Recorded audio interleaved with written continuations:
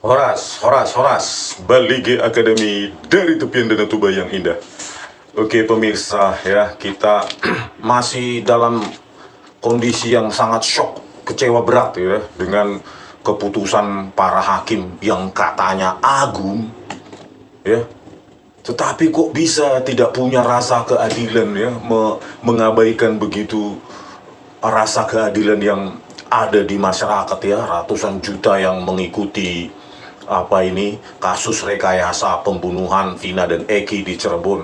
Kok bisa para hakim agung ini sedemikian gampangnya dia mengabaikan rasa keadilan masyarakat, terus mengabaikan bukti scientific evidence ya, yang berupa ekstraksi chat ya, SMS messages dari antara almarhum Vina dengan Widi ya, baik di HP Galaxy, Samsung Galaxy, dengan tablet Widi yang bersesuaian. Kok bisa para hakim ini sedemikian gampangnya mengabaikan itu dengan membuat logika berpikir tentang bahwa itu yang diajukan bukan novum. Maksud saya novum yang diajukan para pengacara terdakwa ini itu bukan bukti baru ya. Masa dengan perdebatan tentang terminologi atau diksi baru atau tidaknya, tapi mereka mengabaikan ya keadilan bagi ketujuh terdakwa yang hidupnya nanti itu akan dihabiskan sampai mati di penjara gitu loh, hanya karena terminologi atau perdebatan diksi itu bukan baru gitu. Apapun harusnya, baru, lama, itu harusnya tetap dipertimbangkan demi keadilan. Jadi target utamanya harusnya keadilan, bukan baru atau tidaknya gitu loh.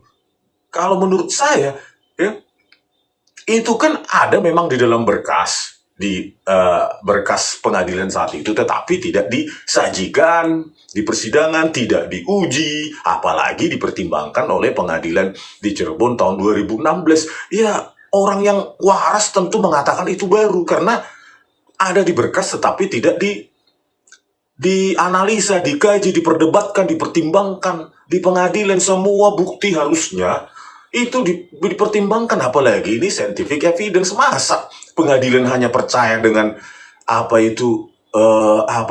kesurupan ya, belum lagi kesaksian AEP dan lainnya. Harusnya kan lebih percaya harusnya hakim itu kepada digital evidence, scientific evidence gitu loh. Dan hakim saat itu juga tidak meminta untuk diekstrak beberapa video CCTV, tidak diminta, cuma diakui saja gelap katanya ya, dan tidak bisa dibuka. Bayangkanlah ini, bagaimanalah pengadilan kita ini ya, kok bisa peradaban hukum kita ini jauh sekali dari peradaban hukum yang ada di negara maju ya. Kalau di negara maju bukan diksi atau formalitas hukum seperti itu yang dikedepankan, tetapi bukti materialnya.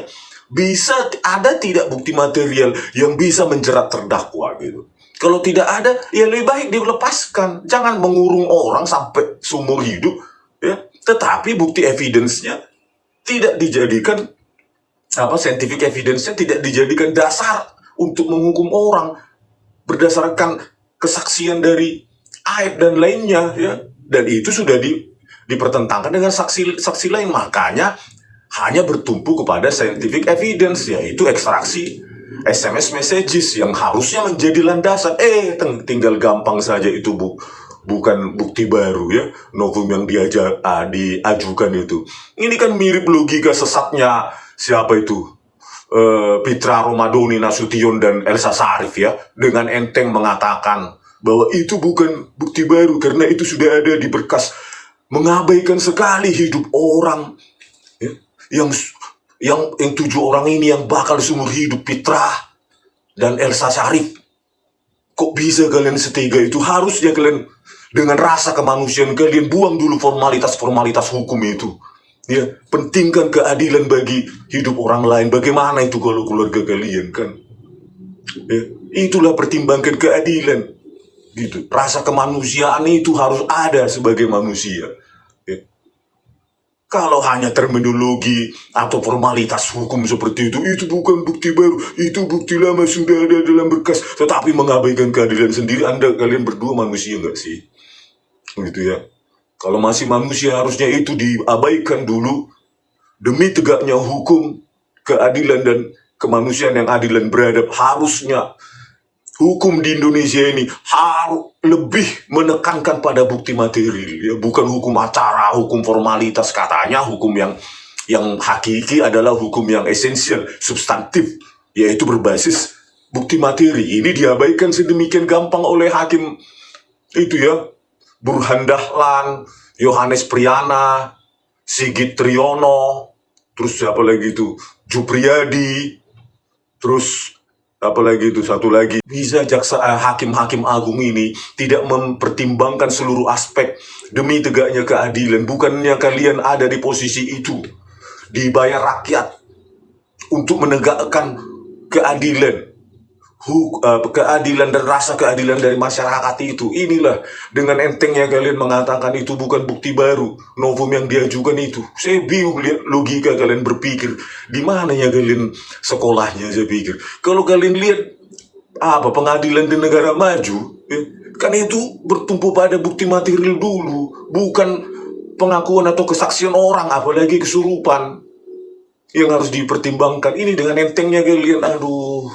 Makanya saya ini tolonglah Komisi 3 DPR ya, janganlah mengundang RDP cuma pemilik toko roti anaknya memukul karen roti. Memang itu penting, tapi bukan kelas kalian itu harusnya, level kalian itu seharusnya. Level kalian kan harus yang impactnya itu harus nasional gitu loh. Khususnya ini loh, ini Komisi 3 DPR, Pak Habibur Rahman. Berani nggak kalian memanggil Kapolri, ya, Listio Sigit Prabowo, Jaksa Agungnya Sanitiar Burhanuddin, Ketua Komisi Yudisialnya, Ketua Mahkamah Agungnya, dan hakim-hakim ini, bagaimana mereka argumentasi? Kalian harus tanya kan, argumentasi apa yang kalian miliki, kok bisa novum yang diajukan itu bukan bukti baru, gitu loh. Ya, bagaimana ekstraksi HP itu, SMS messages itu dengan enteng diabaikan, padahal katanya kebenaran hakiki adalah kebenaran yang berbasis bukti material.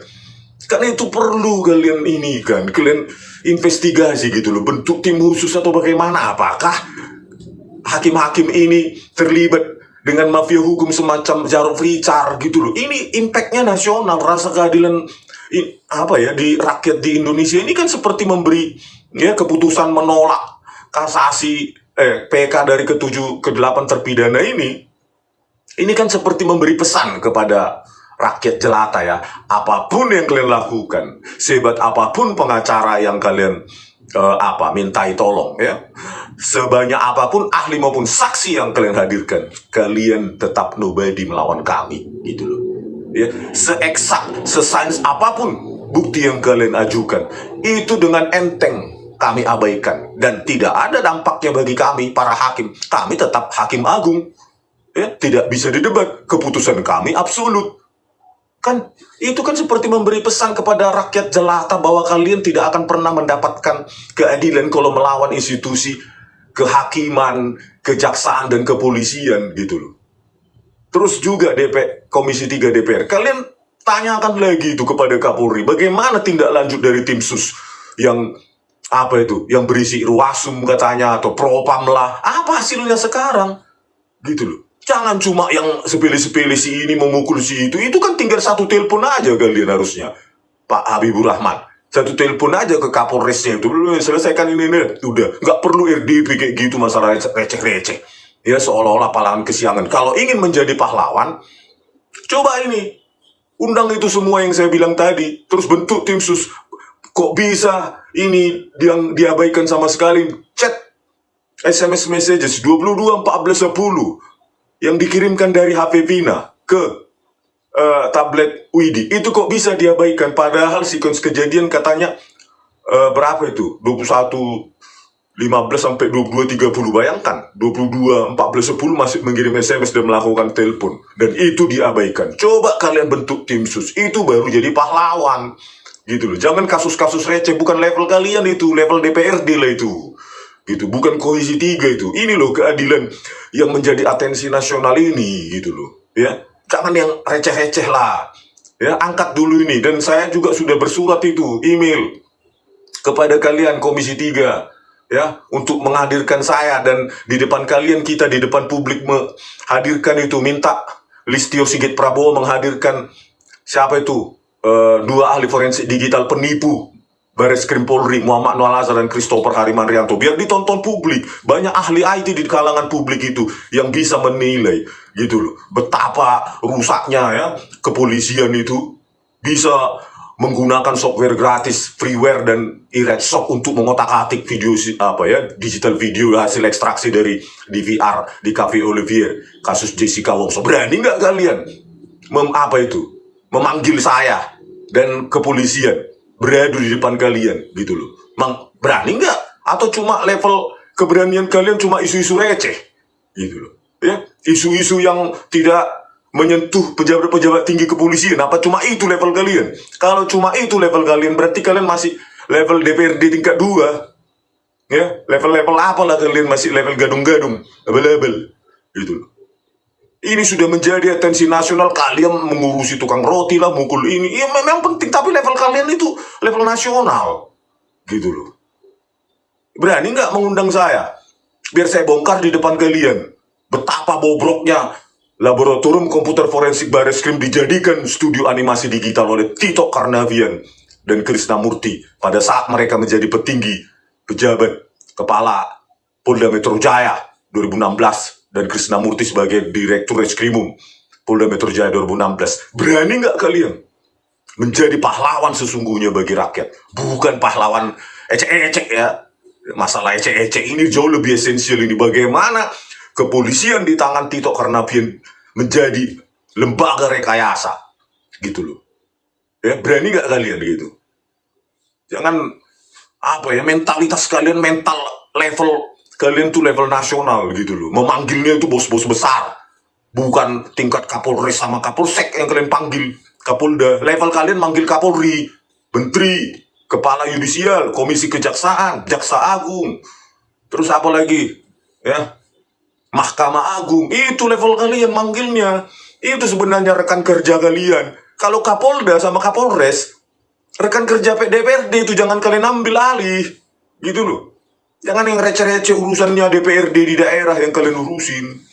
Ya, saya tunggu ya Komisi 3 DPR punya nyali untuk memanggil ini kasus rekayasa Vina Cirebon dan kasus rekayasa video CCTV Jessica Kumala Wongso. Ya, tunjukkan kalian punya nyali lah, dibayar rakyat. Tunjukkan kalian kelas nasional, memanggilnya yang pejabat-pejabat nasional juga. Oke, sekian dan terima kasih. Tonton video kami selanjutnya. Horas.